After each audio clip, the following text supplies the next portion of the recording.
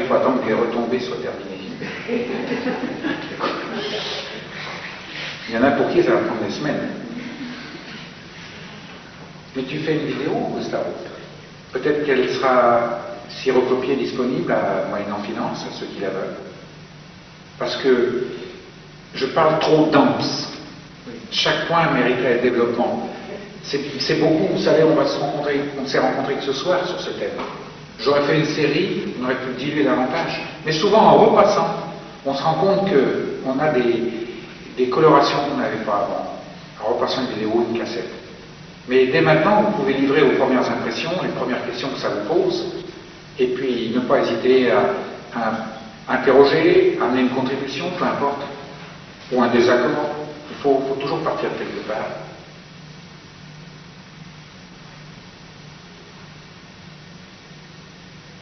Je voudrais vous demander si la nouvelle compréhension de l'univers, je ne sais pas si elle est nouvelle, mais la compréhension de l'univers éclairée par l'apport contemporain des sciences s'exprime par cette image quand on dit que le battement d'un papillon d'aile le battement d'aile d'un papillon à Tahiti pourrait provoquer des tempêtes. C'est un peu cette image-là? Oui, c'est exact. Cette image, je répète pour la caméra et en même temps pour ceux du fond, la dame signale cette imagerie d'un papillon qui bat les ailes en Nouvelle-Zélande ou en Australie et qui provoque une tempête dans le Mexique par exemple, pour illustrer d'une façon très brève le fait que tout a fait agir avec tout. Et cela, c'est réel, bien exprimé par cette image. Bon, il y a l'histoire d'énergie. Quand même, l'énergie, c'est quelque chose de limité. Vous ne créez pas l'énergie, vous utilisez celle qu'il y a. L'énergie impliquée dans un battement d'aile de papillon est infime comparée à une tempête, à celle d'une tempête. Donc, il y a un apport de quelque part pour provoquer une tempête. Il faut plus qu'une aile de papillon. C'est ça que je veux dire. Mais ça, ils ne sont pas en désaccord, les gens de la nouvelle physique, avec ça. Mais ils acceptent l'illustration, comme l'histoire de la main qui bouge et qui perturbe tout l'univers. C'est accepté, oui, c'est une bonne illustration.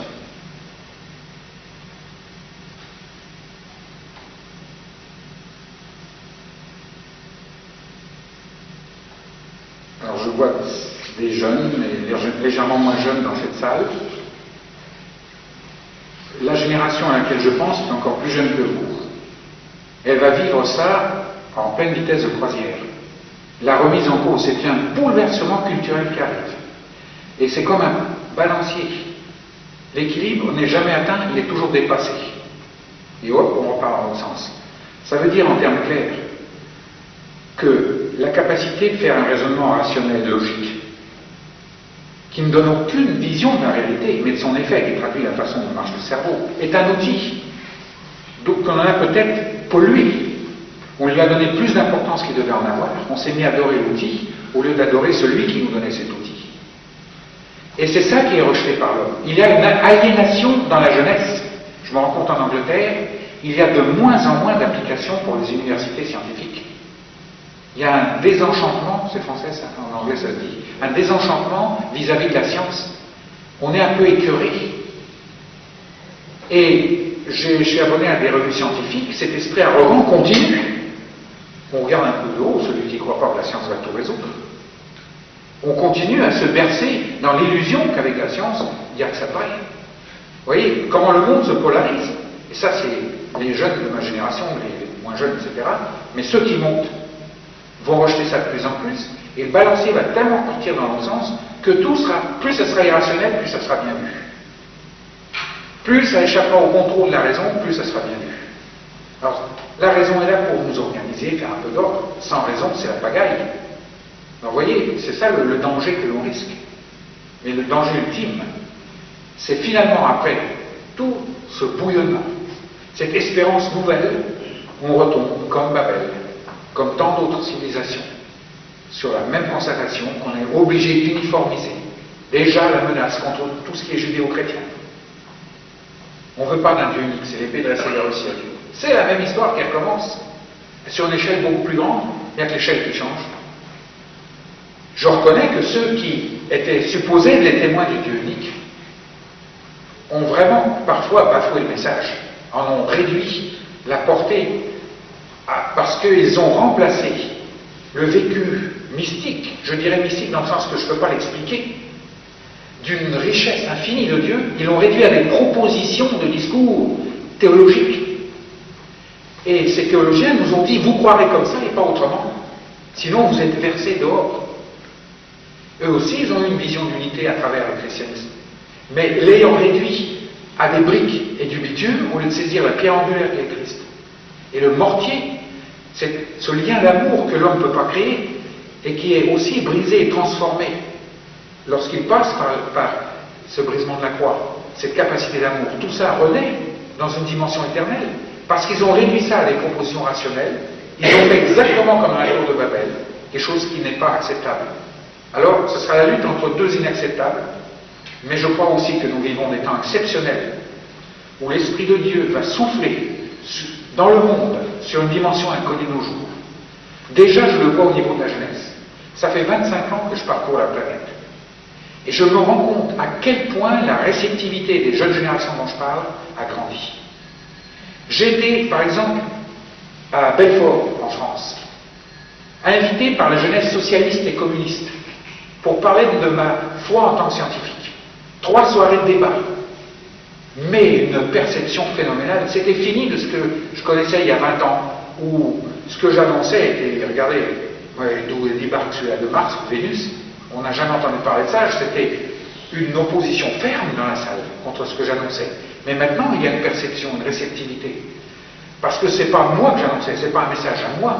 J'étais le reflet d'une découverte de la parole de Dieu bien plus loin que ce dans quoi on l'avait enfermé. Et tous les jours, ça continue cette découverte. Et ces jeunes, formés dans le carcan politique dur quelquefois, où on apprend à haïr l'autre s'il n'est pas du parti, et à même vouloir le détruire, c'est peut-être pas vrai de la France, mais en Angleterre, c'était comme ça les militants de gauche. Eh bien, ils perçoivent, lorsqu'ils ont entendu ce message d'une possibilité d'union extraordinaire, dans quelque chose qui dépasse nos images, ça a vibré. Non pas parce que moi, avec un talent oratoire, j'ai réussi quelque chose de supérieur, pas du tout. C'est parce qu'ils avaient reçu l'écho dans le plus profond d'eux-mêmes. Et c'est pas moi qui ai fait l'écho. Mes paroles étaient que porteuses. C'est l'Esprit de Dieu qui a provoqué cet écho et les a fait vibrer. Ils ont dit c'est ça. Et on voit maintenant, il y a une espèce de dimension qu'on qualifie d'internationale, mais qui est beaucoup plus. La jeunesse commence à se découvrir comme une famille. Il y a comme des éléments d'une famille qui se préparent. La grande question, point d'interrogation, sont-ils happés par le nouvel âge ou déboucheront-ils dans une union authentique qui dure éternellement? Je crois pour le second. Je pense que ce sera le second qui se passera.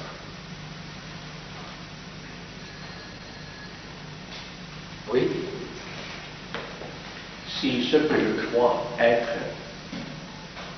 est dans son indifférence pour me voir ce que je suis réellement, comment est-ce que je dois réduire cette indifférence au silence? J'ai pas saisi le mot avant silence. L'indifférence. Voilà. Pour bien entendre un récital à la radio, oui. S'il y a plein d'interférences, oui. Je n'entends pas bien. Bien sûr. Bon, si ce que je suis, ce que je pense être, sert d'interférence pour voir ce que je suis réellement, comment est-ce que je vais réduire cela pensée au silence? D'accord. Oui. Vous avez bien saisi, c'est très réel comme question. Ce que j'essaie d'annoncer, c'est que l'homme ne peut pas faire par lui-même. Tout ce qu'il peut, même s'il se dit, bon, je vais essayer de m'imaginer infini et de penser de moins en moins à ma finitude telle que je la vois. Même l'infini débouchera sur une image d'infini. Il ne peut pas déboucher par lui-même. Il faut qu'il soit vivant sur le plan d'infini, qui est plus qu'une vie biologique, puisqu'elle dure tout le temps. Il ne peut pas, et il est fait pourtant pour ça. Donc, réponse, je ne peux pas, mais je regarde à celui qui non seulement peut, mais l'a déjà fait. Parce que quand celui qui est éternel agit, on dit il agit dans le temps, dans l'espace, il va le faire pour vous, il va vous réduire vos images au silence. Ça, c'est notre interprétation. Vous savez que la nouvelle physique dit que même le temps et l'espace, il n'y a aucune réalité physique dedans. C'est simplement des images du cerveau dont on a besoin, des outils pour nous fixer. C'est encore des outils, des panneaux, mais il n'y a pas de réalité.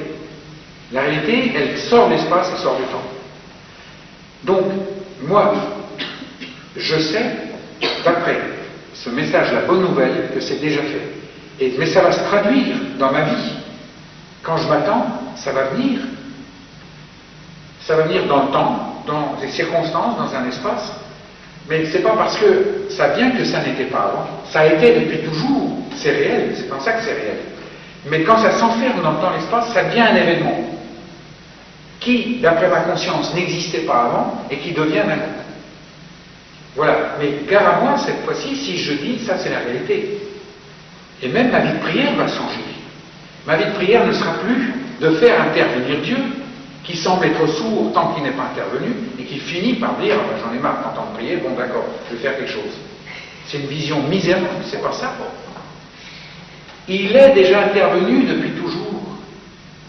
La prière me met au diapason par la foi d'un Dieu qui est déjà intervenu.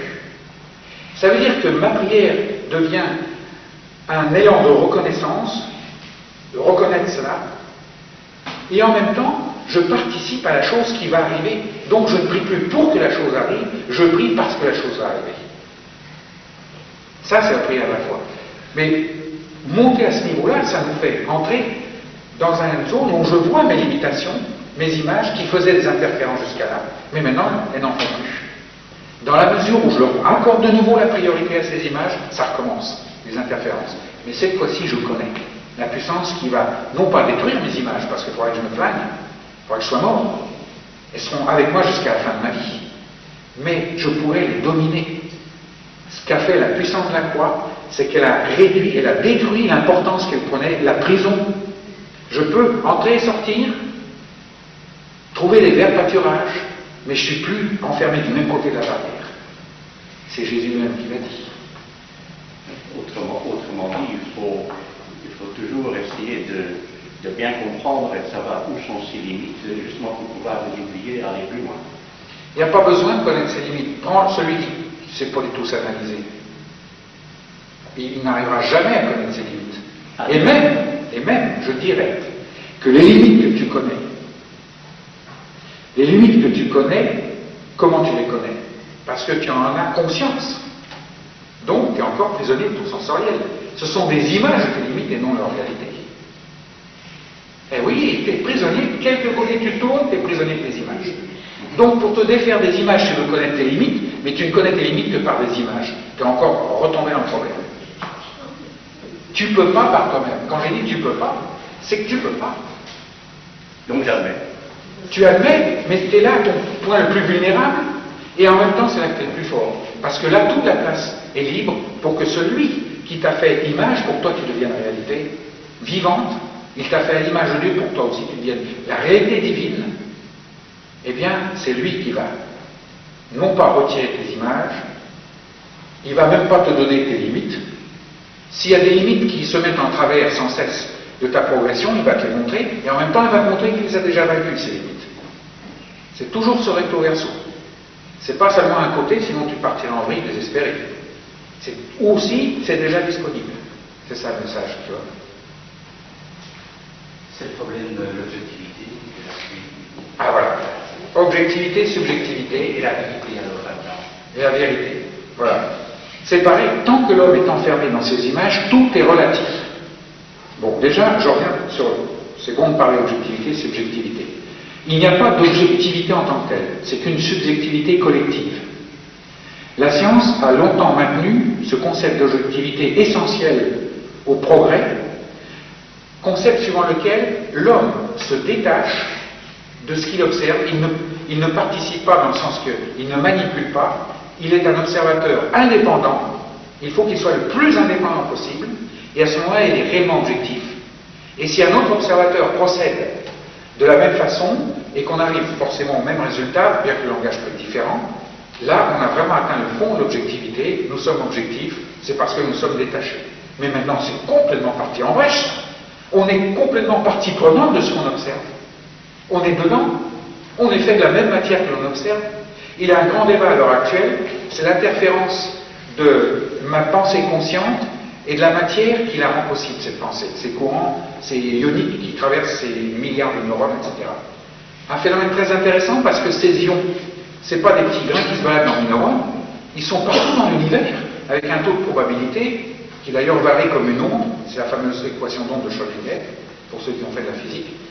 Mais il est présent partout, il n'en est pas conscient, il peut arriver à s'imaginer ça, mais c'est impossible. Mais n'empêche qu'il est présent partout, et de ce fait-là, lorsqu'il joue, c'est peut-être un mot bien vulgaire, lorsqu'il fait une expérience dans laquelle il se croit objectif, parce qu'il observe quelque chose, il n'intervient pas, ou il intervient pour lancer un mécanisme qu'il observe, eh bien, lui fait partie de ce qui fait ce mécanisme mouvoir. Ce mécanisme qui bouge provient d'une transformation énergétique dont lui fait partie, il n'est jamais détaché de son expérience complètement. En fait, il n'en est même pas détaché 0,01%. Il est partie intégrante. Et c'est tellement vrai qu'il n'y a pas 20 ans qu'on a fait une expérience sur savoir qu'est-ce qu'était la lumière. Est-ce que c'était des photons ou est-ce que c'était des ondes? Et alors, dans les conditions expérimentales, on avait tout fait pour se rendre le plus objectif possible. Et à la grande surprise, voilà l'observateur avec tous ses appareils, il met le faisceau en route, et il se dit, alors, est-ce que je vais trouver les photos? Qu'est-ce qu'il voit? Il voit les photos. Il dit, tiens, je croyais que c'était des ondes. Il regarde à nouveau, il voit des ondes. Ce qu'il voyait suivait sa pensée. Et là, il va faire un grand pas en avant. L'homme a enfin montré que ce qu'il voit n'est pas la réalité, mais ce qui se projette de sa tête. Et sa pensée, à ce niveau-là, peut interférer. Un savant américain, à l'université de Princeton, aux États-Unis, a créé une machine à faire un signal électromagnétique stochastique. Oubliez ce mot, c'est le désordre le plus grand que vous puissiez imaginer. Il n'y a rien qui ressemble à rien. Il a vraiment, c'est l'ordinateur, c'est un cerveau humain ne peut pas le faire, mais qu'un cerveau peut faire du désordre, ça je reconnais, je suis le premier à regarder mon bureau tous les matins. Ça, une machine à faire du désordre, et il a remarqué que des gens qui pensaient fort, qui avaient une certaine puissance de pensée, déformaient le signal. Ça a été mesuré. Il voyait les déformations du signal dans une direction plutôt que dans une autre, etc., qui changeaient d'un individu à pensée forte à un autre. Donc il y a une interférence entre ce qu'il observe et la pensée, même à ce niveau-là. Où est l'objectivité dans tout ça? C'est fini, c'est parti par la fenêtre. Et le libre arbitre, c'est pareil. Et la vérité alors la vérité, finalement, on a enfermé ça par un mot vérité. On s'imagine maintenant, au stade où nous sommes arrivés, que vérité, réalité, le tout, tout ça, ça devrait être un mot unique. C'est-à-dire, c'est ce qui est le sens profond des choses, c'est ce qui unit toutes choses, c'est même les mots manquent finalement. Et c'est bien Ponce Pilate qui a dit, mais où est la vérité? C'était un homme sage, Ponce Pilate. On l'a pris pour un tyran, mais vous savez, il y avait des gens cultivés, et Ponce Pilate avait réfléchi, il avait été atteint par le relativisme de nos concepts de la vérité. Parce que dès que nous parlons de vérité, on en fait une image. Et il y a autant de vérité que de gens sur Terre. Alors, l'histoire de faire une religion, c'était d'amalgamer des vérités. De faire une union œcuménique, souvent, c'est de reprendre des vérités de différents blocs et trouver ce qui nous rassemble. À la limite, pourquoi se donner tant de mal? Alors que l'unité, elle n'est pas au niveau des dogmes, elle existe beaucoup plus loin. Elle existe dans l'infini de ce qui est hors d'espace et du temps et qui peut être vécu, traduit au niveau du sensoriel même. J'arriverai, lorsque cette vérité, la vérité m'atteint, aussi à des notions conscientes. Je vais réagir, je vais penser, je vais parler de cette vérité que je vis. Et c'est là que les choses vont changer, parce que dès que je parle, j'utilise des mots, ça traduit des images, et ça y est. Le problème, c'est pas qu'on ait des expressions différentes de la même vérité, c'est qu'on fasse le chemin inverse, qu'on imagine la vérité et qu'on essaye de la construire à grande échelle et d'imposer aux autres de venir dans cette vérité-là. La Bible nous dit, faites le chemin inverse, et vous pouvez le faire parce qu'il est déjà fait. Entrez, faites un avec cette vérité, qui est vous-même, qui est Dieu, on ne peut plus les séparer. Vivez cette union totale, et au niveau de votre prison du conscient, parlez-en. Même si vos paroles sont différentes, vous verrez, vous ne ferez plus la guerre. Vous pourrez l'exprimer culturellement, suivant le temps, suivant la religion, mais vous vibrerez sur un diapason qui transcendra tout ce que vous en direz de cette vérité. Et celui qui est venu nous le dire lorsqu'il s'est incarné, a dit, je suis le chemin, la vérité et la vie. Il a dit cela. Et on ne l'a pas compris. Parce qu'on regardait celui qui parlait. Et qu'est-ce que voyaient les disciples? Je reviens à ce que j'ai dit, vous voyez, vous verrez. Ils voyaient un être humain comme eux de leur temps. Bon, eux savaient les limitations, Jésus les avait avertis. Mais ceux qui ont suivi ont continué à propager non pas tellement la réalité de Christ, mais une image de Christ. On a dit Dieu c'est ceci, c'est un dogme, le dogme de la Trinité, 3 personnes distinctes. On a essayé d'exprimer des choses qui proposaient sur le vécu, certainement. Et partant de là, on a dit aux gens de suivre le cheminement avec. Apprenez ces dogmes, rentrez là-dedans, rentrez dans une façon de penser, et vous vivrez l'unité. Erreur, mensonge à la limite. Une réduction. Et une réduction. Voilà. Alors de ce fait,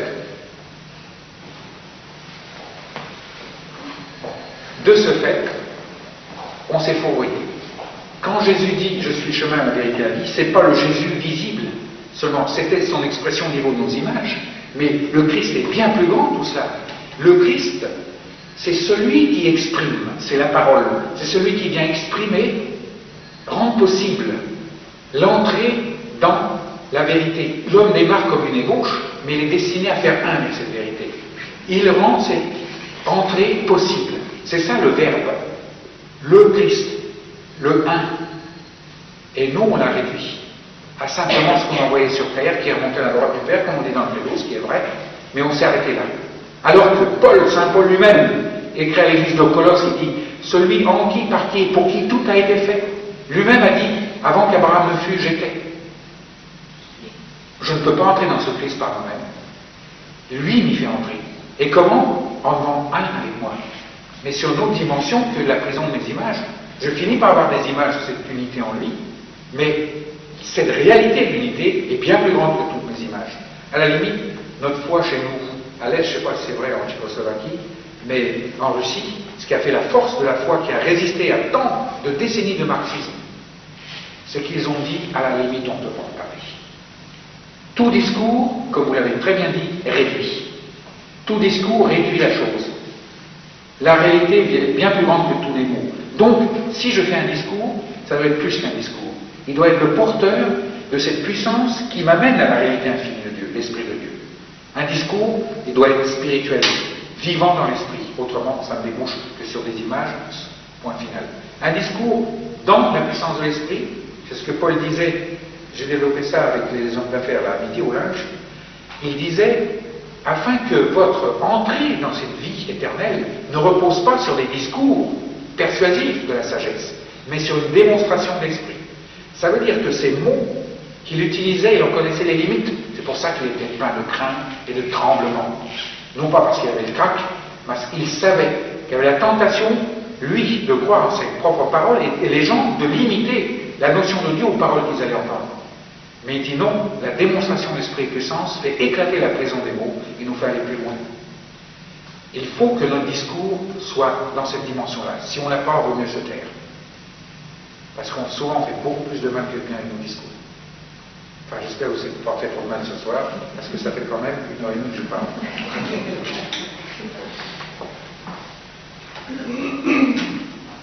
Voilà. Est-ce qu'il y aurait encore une ou deux questions avant qu'on termine complètement? Peut-être une question, c'est est-ce qu'on peut encore dire aujourd'hui que la physique moderne est une science, en tout cas, certainement pas au sens où l'entend des écarts, puisqu'on ne peut plus, à la limite, prouver, puisque la conscience de l'observateur influe sur... Alors je me pose des questions à ce niveau-là, et à partir de quand on passe de la physique moderne à une philosophie, puisque après tout, on ne peut que philosopher sur ces choses-là. Tu as tout à fait raison, Glenn. Tu ne sépares pas les deux. Dès que tu parles de science, tu philosophes déjà. Bien sûr, dans le temps, on s'en défendait. Et je me rappelle... Pas au XVIIe siècle. Non, mais après, ça s'est fourvoyé. Il y a eu un durcissement terrible vers la fin du 19e, et il y a encore des écoles terribles. Comment? Et déjà à l'époque de Kant. Ah oui, Déjà. oui, mais quand même, les scientifiques se méfiaient du discours philosophique. Alors que Kant était certainement quelqu'un qui était assez versé dans la science pour son temps.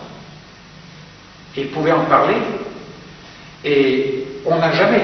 Cette vision de voir les choses en compartiments philosophie et science, ou science et foi, ça procède encore d'une projection de notre cerveau qui a besoin de compartiments pour étudier les choses en détail. Mais en fait, la réalité, elle n'est pas en compartiment. Si je parle science, je parle philosophie, foi, etc.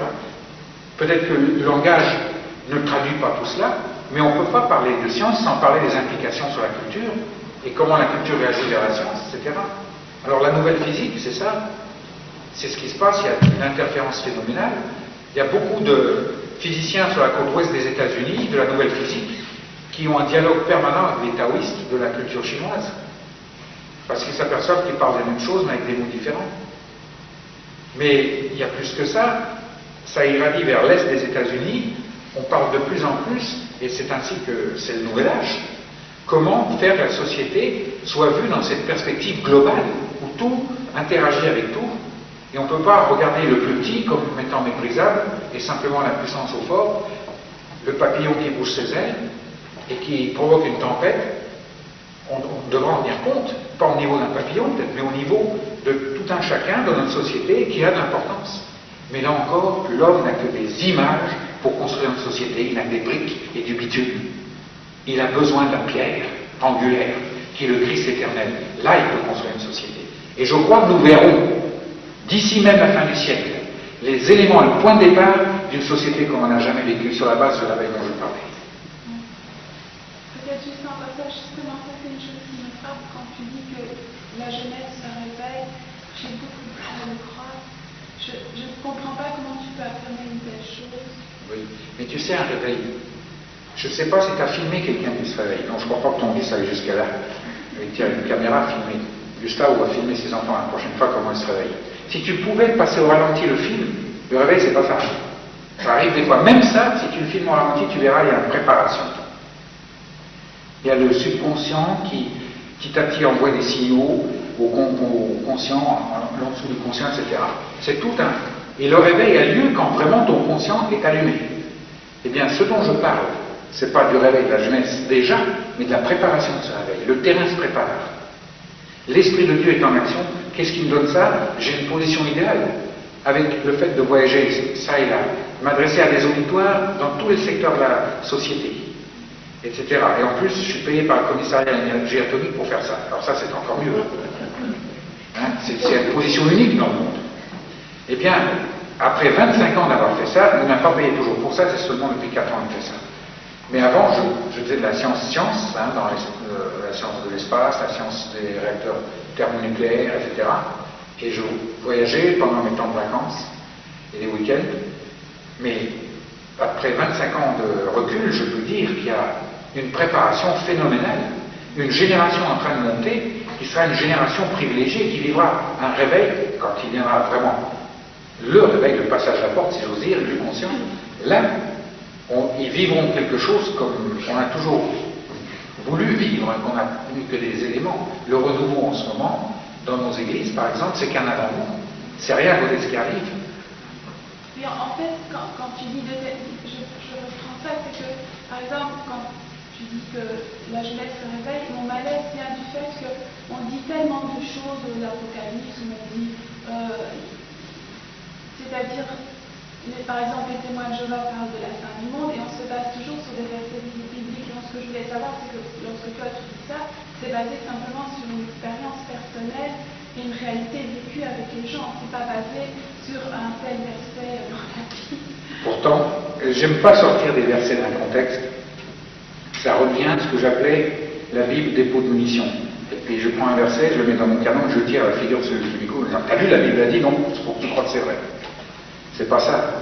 Mais il y a un écho fantastique dans Joël, le prophète, qui parle des vieillards qui auront des songes, des jeunes qui prophétiseront, ou l'inverse, peu importe.